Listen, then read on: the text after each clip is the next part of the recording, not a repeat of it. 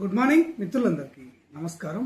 తెలంగాణ రాష్ట్రంలో ఆసరా పెన్షన్ల పంపిణీలో సమూలమైనటువంటి మార్పులు తీసుకురావాలని ఇప్పటికే పంపిణీ చేస్తున్న విధానానికి స్వస్తి పలికి అంటే ఇక్కడ పోస్టల్ డిపార్ట్మెంట్ ద్వారా పంపిణీ చేస్తున్న విధానాన్ని నిలిపివేసి ఇక్కడ పెన్షన్దారుల అందరి యొక్క పెన్షన్లను వారి యొక్క బ్యాంకు వ్యక్తిగత ఖాతాలో జమ చేయాలి అని చెప్పేసి ముఖ్యమంత్రి రేవంత్ రెడ్డి గారు ఉన్నతాధికారులను ఆదేశించడం అనేది జరిగింది. కానీ మనకు అర్థమైంది ఏంటి అంటే ఈ పోస్టల్ ద్వారా పెన్షన్లు తీసుకుంటున్నటువంటి వారందరి పెన్షన్లు కూడా బ్యాంకు ఖాతాలో జమ అవుతాయని మనం భావించడం అనేది జరిగింది.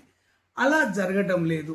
కేవలం పైలట్ ప్రాజెక్టుగా ఎంపిక చేసినటువంటి జిల్లాల్లో మాత్రమే ఈ పోస్టల్ డిపార్ట్మెంట్ ద్వారా పెన్షన్ల పంపిణీని నిలిపివేసి అక్కడ తీసుకుంటున్నటువంటి పెన్షన్దారుల యొక్క పెన్షన్లను బ్యాంకు ఖాతాల్లో జమ చేయడం అనేది జరుగుతుంది.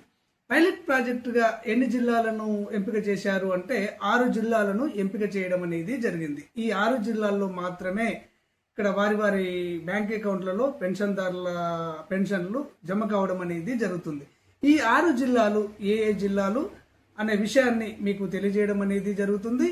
ఇక పూర్తి స్థాయిలో తెలంగాణ రాష్ట్రంలో అన్ని జిల్లాల్లో ఎప్పుడు బ్యాంకులకు ఈ పెన్షన్లు ట్రాన్స్ఫర్ కావడం అనేది జరుగుతుంది అన్న విషయాన్ని మీకు ఈరోజు ఈ వీడియో ద్వారా తెలియజేస్తాను.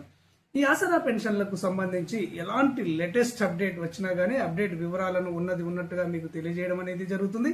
ఈ సమాచారం మీకు వెంటనే తెలియాలి అంటే తప్పకుండా అంతర్నేత్ర ఛానల్ను సబ్స్క్రైబ్ చేసుకోండి.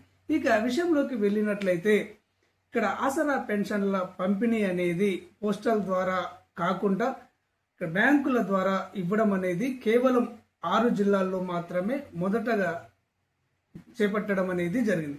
ఈ 6 జిల్లాల్లో ఏ జిల్లాలు ఉన్నాయంటే భద్రాద్రి కొత్తగూడెం, ఖమ్మం, కరీంనగర్, పెద్దపల్లి, రాజన్న సిరిసిల్ల, జగిత్యాల.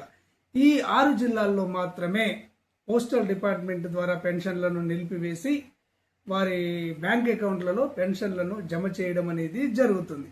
ఈ ప్రక్రియ అనేది ఈ నెల 15వ తారీఖు వరకు కొనసాగుతుంది.